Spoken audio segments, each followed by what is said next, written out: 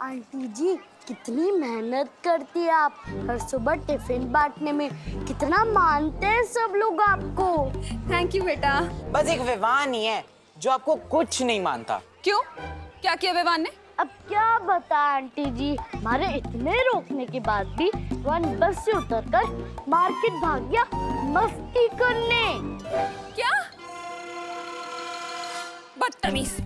जबकि मैंने इतनी बार कहा है स्कूल से पहले घर आना है, होमवर्क करना है, उसके बाद कहीं जाना है। हमने भी कहा था आंटी कि कोई भी मार्केट माँ से बड़ा नहीं होता। बोलूं, लेकिन उसने कहा मैं जो एक बार मस्ती कमिटमेंट कर लूं फिर तो मैं अपनी माँ की भी नहीं सुनता। क्या? ऐसा कहा विवान ने? हाँ आंटी, ऐसा बोला। चलो घर। घर क्यों? वो तो मार्केट में है ना। हाँ लेकिन डंडा तो घर पे है ना, उसी डंडे से पिटाई करके लाऊंगी ना उसे घर वापस।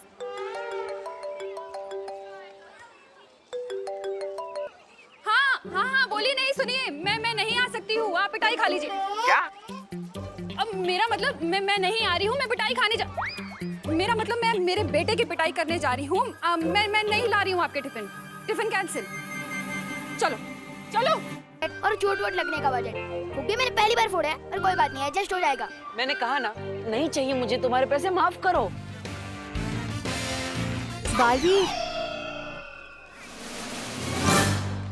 बालवीर, हमें धरती पर बुरी शक्तियों का आभास हुआ है, जल्दी चलो यहाँ से। क्या?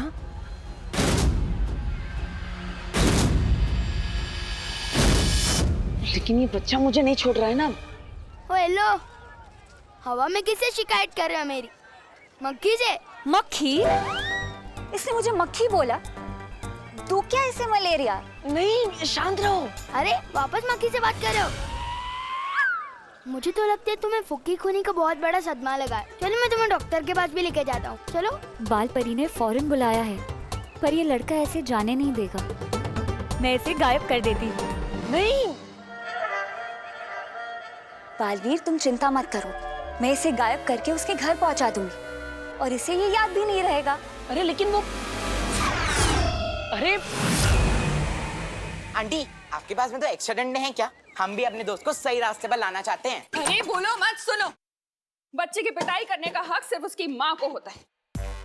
कोई बात नहीं चिंटू, विवान को पिटते हुए देखकर मौज कर लेंगे।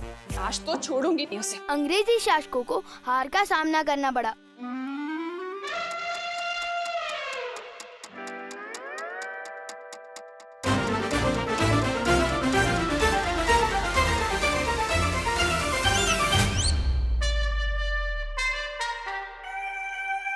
बेटा, तू कब आया? मम्मी, जैसे ही स्कूल खत्म हुआ बस से सीधा घर पे आ गए, बस पढ़ने बैठ गया। पता नहीं आज पढ़ने का बहुत दिल कर रहा है। आंटी झूठ बोल रही है। This is cheating. अरे तुम लोग यहाँ पे क्या कर रहे हो? जल्दी घर जाओ नहीं तो आंटी डंडे मारेगी। चिंटू, चिंटी। अरे यार, विवान को डंडे पड़वाने के चक्कर में खुद को डंडे खाने पड़ेंगे। हमेशा उल्टा मेरे साथ ही क्यों होता है? तुम लोग मानोगे नहीं, हाँ? कितनी बार हमने तुम्हें समझाया है कि स्कूल बस से सीधा घर आना है। चलो घर, बताते हैं तुम्हें। दर्द हो रहा है। चलो अभी हम बताते हैं। चलो चलो घर चलो। डंडा। अरे छोड़ेंगे नहीं, रुको। मेरी गर्दन धड़ से अलग कर देना। ये वादा है मेरा।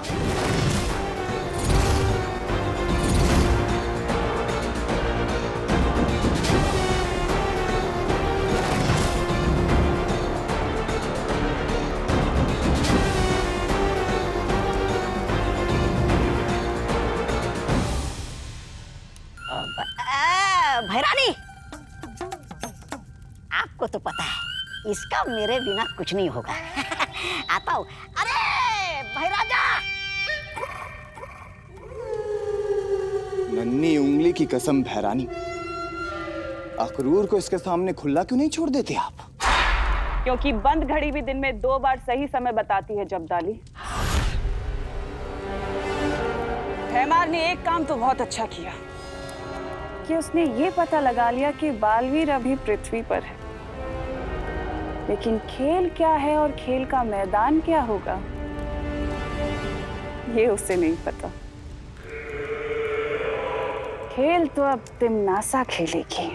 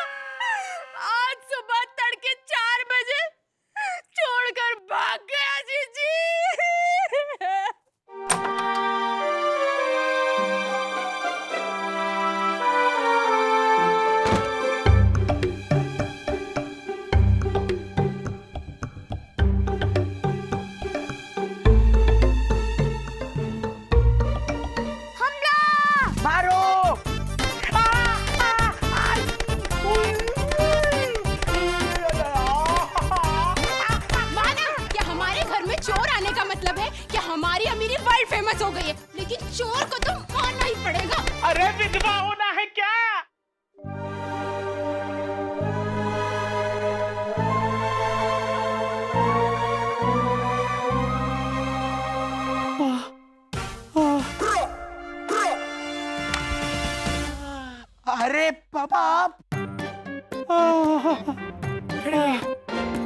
अरे हमें तो लगा था कि आप हमें छोड़कर भाग गए। अरे पागल हो गई है क्या? लेकिन पापा अब सुबह 4 बजे उठकर क्या करने गए थे ऐसा? पूरे मोहल्ले को परेशान करने। म्युनिसिपालिटी का कचरा उठा के मैंने सबके घर के सामने पटक दिया है। अब बदबू से सबके नाक के बाल झड़ जाएंगे। कुछ सीख अपने पापा से। लेकिन पापा आप सबके नाक के बाल क्यों झाड़ना चाहते हैं? सबको दुखी कर देना चाहता हूं मैं। तभी तो लोग घर बेच करके भागेंगे और तभी बन पाएगा यहाँ पे बड़ा सा मॉल। और मॉल में बड़ी सी दुकान मिलेगी हमें और हम और अमीर हो जाएंगे।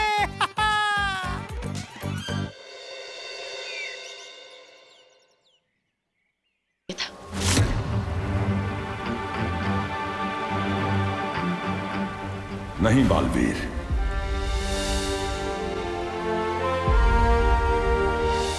किसी भी कीमत पर तुम्हें उनसे सामना नहीं करना है। आमने सामने होने के बाद भी बालवीर ने भैमार को मारा क्यों नहीं? आखिर कर क्या रहा है पृथ्वी पर? हाँ बालवीर, किसी भी कीमत पर उसे पता नहीं चलना चाहिए कि काल शस्त्र के प्रहार से तुम्हारी शक्तियां कम होती जा रही है। और ना ही ये पता चलना चाहिए कि तुम पृथ्वी पर अपना उत्तराधिकारी ढूंढ रहे हो। लेकिन तिमनासा को कोई ना कोई अंदेशा तो जरूर मिल गया होगा।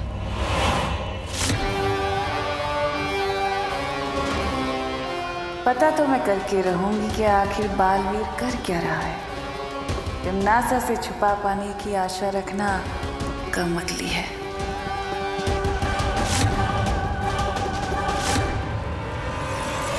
उसे पता चले उससे पहले हमें मेरा उत्तराधिकारी ढूंढना ही होगा। और फिर तुम दोनों मिलकर करना तिमनासा का सामना, खत्म कर देना काल लोक को।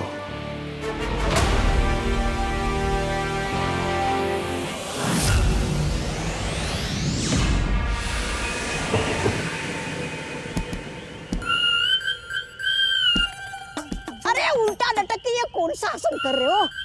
धरती लोक से बालवीर को तो लाए नहीं, ये योगा ले आए।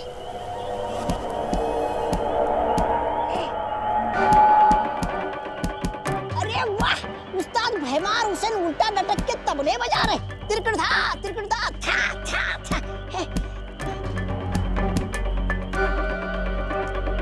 ओ कुछ मिला उस्ताद?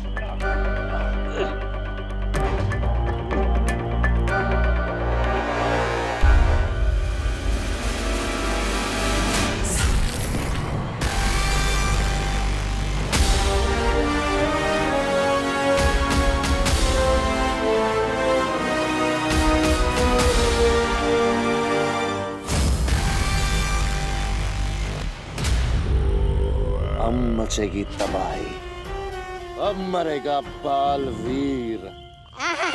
आपकी सोच की बदबू ऊपर तक आ रही है। लगता है कुछ बहुत ही घटिया मजेदार सोच रहे हैं आप।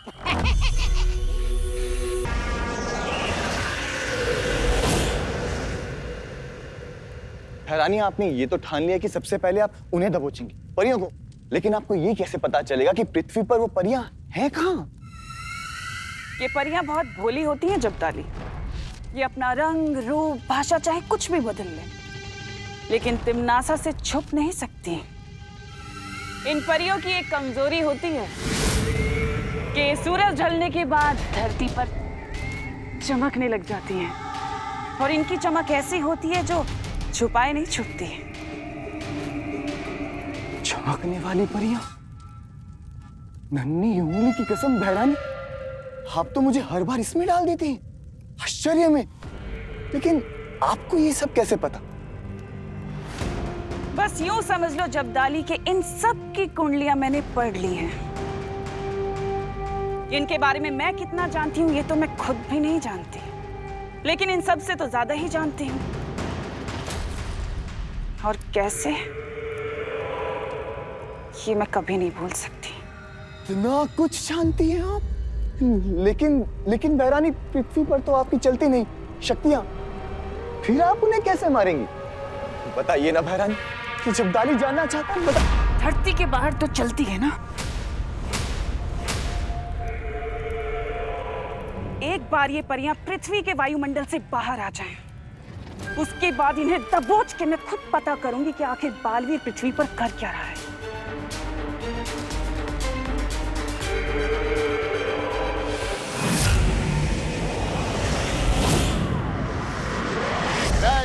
कबाड़े ये भंगार वाला।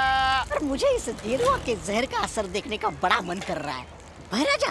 भैराजा, वो सामने से जो मोहतरमा आ रही है ना। हाँ हाँ, मैं आ गई हूँ लाल चौक पे। उस पर छोड़ दो। किधर मुड़ूं यहाँ से मैं? क्या आपने लंच कर लिया है? मुड़ के घर चले जाएं?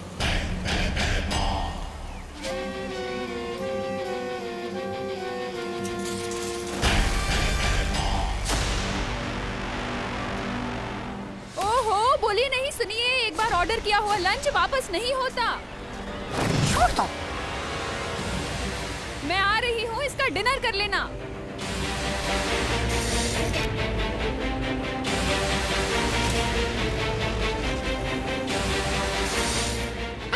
अच्छा।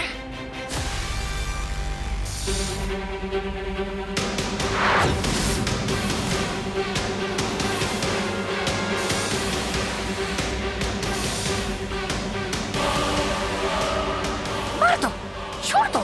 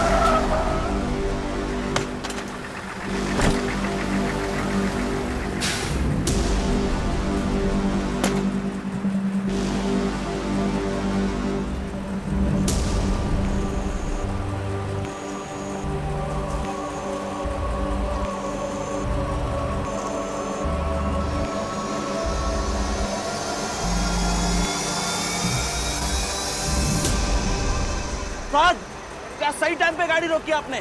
और मेरे से तो ब्रेक लगा ही नहीं।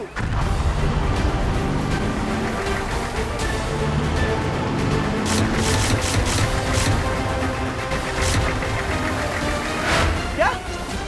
तो फिर गाड़ी रुकी कैसे?